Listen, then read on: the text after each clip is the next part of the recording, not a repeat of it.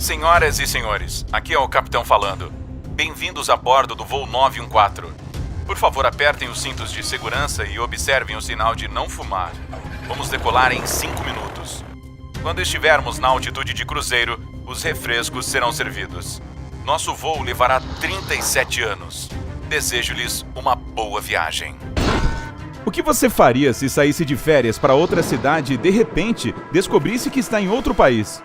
Eu acho que as pessoas mais aventureiras até curtiriam uma mudança de planos dessas, mas a maioria de nós ficaria confusa. De qualquer forma, eu aposto que mesmo o mais destemido dos aventureiros levantaria uma sobrancelha se soubesse que voaria por quase meio século. Em 2 de julho de 1955, o voo partiu de Nova York para Miami, na Flórida. Era um belo dia de sol e 57 passageiros a bordo do avião estavam ansiosos para ver as praias quentes e palmeiras da Flórida. O avião decolou sem problemas, mas 3 horas depois, quando já deveria ter pousado no aeroporto de destino, não estava em lugar algum.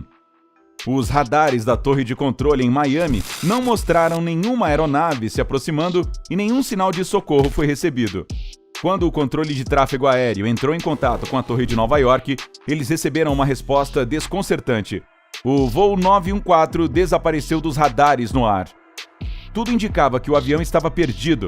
Além de ter desaparecido dos radares, o controle de tráfego aéreo não conseguia comunicação com os pilotos pelo rádio. O DC-4 simplesmente desapareceu no ar, sem deixar vestígios. A investigação foi iniciada imediatamente. A rota de voo sobrevoava uma parte do Oceano Atlântico e parecia que a única explicação para o seu desaparecimento foi que houvesse caído em algum lugar ao longo do caminho. Equipes de resgate foram mobilizadas. A guarda costeira examinou as águas, mas sem sucesso. Nenhuma única parte do avião foi encontrada. Os investigadores só puderam encolher os ombros, consternados. 61 pessoas, passageiros mais a tripulação, apenas desapareceram no ar, junto com uma enorme máquina voadora. Eventualmente, embora o caso nunca tenha sido realmente resolvido, houve uma declaração oficial de que o avião havia caído, tirando a vida de todos a bordo.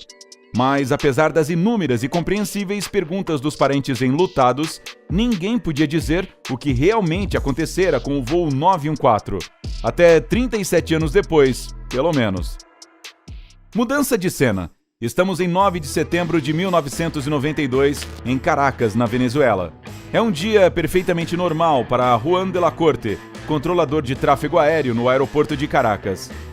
Ele chegou ao trabalho, tomou um café e se concentrou, observando os voos. Ele estava fazendo alguns pequenos comentários sobre um voo em andamento quando algo estranho aconteceu. Aparentemente, do nada, um novo ponto apareceu no radar. Era como se uma aeronave tivesse surgido do nada, ou como se tivesse saído do radar e agora decidido aparecer. De qualquer maneira, era algo estranho de se ver perto de um aeroporto civil, e de la Corte checou as leituras várias vezes, pensando a princípio que se tratasse de um erro. Não era erro, no entanto. As leituras estavam corretas, e logo ele e seus colegas puderam ver com seus próprios olhos. Em menos de 10 minutos, a aeronave apareceu no campo de visão. A princípio, ele parecia um avião comum para o controle de tráfego aéreo, mas à medida que se aproximava, foi possível notar que, de fato, era muito antigo. Um avião de passageiros DC-4 McDonnell Douglas, ainda com propulsores em vez de turbinas modernas. Esses aviões ainda estavam em uso, mas, como eram obsoletos, foram substituídos por outros mais contemporâneos. Mas esse não foi nem o começo da história. A verdadeira confusão começou quando o piloto da aeronave misteriosa entrou em contato com a torre e perguntou em inglês: "Onde estamos?" Como responsável no momento, Juan de la Corte respondeu que eles estavam se aproximando do aeroporto de Caracas e perguntou para onde o voo estava indo. Houve uma pausa do outro lado e então o piloto respondeu: "Somos o voo 914 da Pan Am de Nova York a Miami, na Flórida, com uma tripulação de 4 pessoas e 57 passageiros a bordo." Isso pegou o controle de tráfego completamente desprevenido. O que um voo da Pan Am estava fazendo a 1.100 milhas de distância do seu ponto de destino? E como ele chegou lá? De la Corte foi rápido em fazer mais algumas perguntas ao piloto, e o que ele ouviu em seguida o deixou ainda mais confuso. o piloto disse que seu voo estava programado para aterrissar no aeroporto de Miami às 9h55 de 2 de julho de 1955.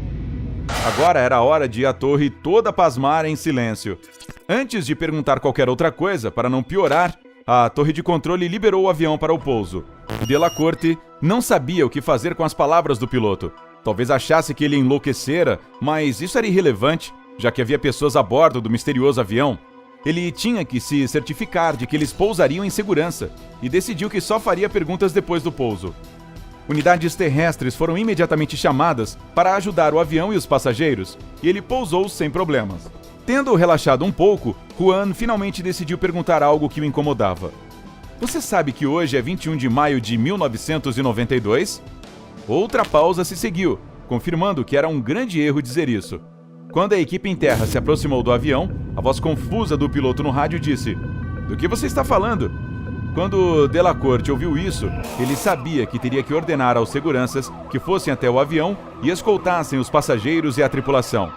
No entanto, como eles estavam se movendo em direção à aeronave, o piloto fez algo que ninguém esperava. Juan ouviu a voz em pânico do capitão do voo dizendo: "Não! Fiquem longe! Estamos levantando o voo agora!" E, de fato, ele ligou os motores novamente e, sem esperar pela autorização de decolagem, taxiou o avião até a pista. Juan tentou pelo rádio, dizendo que ele estava criando uma situação perigosa, mas o piloto não respondeu. Ele simplesmente dirigiu pela pista, acelerou e decolou. Por algum tempo, o avião pôde ser visto no ar. Depois, apenas como um ponto no radar. E então, ele desapareceu novamente. Nenhuma palavra poderia descrever o choque em que Juan Delacorte e seus colegas da torre de controle aéreo estavam. Eles tinham acabado de ver um velho avião aparecer do nada, o piloto dizer que estava indo para Miami, e antes que pudessem fazer alguma coisa, a aeronave voou para longe novamente, apenas para desaparecer no ar, como se fosse uma alucinação coletiva. Nenhum vestígio daquele avião foi encontrado novamente, e até hoje, ninguém consegue explicar o que aconteceu naquela manhã em Caracas. Respire fundo. Isso cheira mal, né? Devo dizer, no entanto, que há muita controvérsia sobre a credibilidade desse evento. Em 1985, um tabloide chamado Weekly World News foi o primeiro a cobrir essa história. E sim, eu acabei de dizer 1985, 7 anos antes da versão mais popular aparecer. Mais tarde, o mesmo jornal recontou a história mais 2 vezes, apenas com outros detalhes, e com 1992 como a data em que uma aeronave que viaja no tempo teria aparecido no futuro. A foto de Juan Delacorte, o controlador de tráfego aéreo em Caracas, também diferia da original de 1985. Então, a história foi amplamente anunciada como falsa e se tornou uma espécie de lenda urbana. No entanto, a lenda ainda vive e muitas fontes a recriam à sua maneira. Algumas até chegam a dizer que os passageiros do avião acabaram voltando para suas casas e, estranhamente, nenhum deles parecia um dia mais velho do que 37 anos antes, enquanto todas as outras pessoas envelheciam a um ritmo humano. Dizem que os médicos examinaram o piloto, a tripulação e os passageiros, mas não conseguiram encontrar nada fora do comum. As pessoas estavam saudáveis. Essa parte não parece nem mesmo remotamente confiável, porque nenhuma evidência sólida pôde ser encontrada de 61 pessoas retornando de um voo que levou décadas. Quero dizer, vamos lá, os lanchinhos não teriam acabado? Uma coisa que continua aparecendo na internet e despertando o interesse de entusiastas paranormais.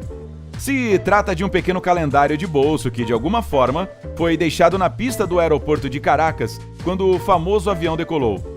Esse calendário é de 1955 e supostamente continua sendo o único artefato remanescente desse estranho encontro.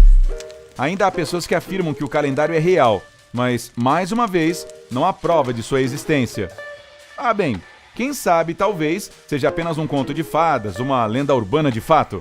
Ou pode ser uma enorme conspiração para esconder o fato de que a viagem no tempo é possível.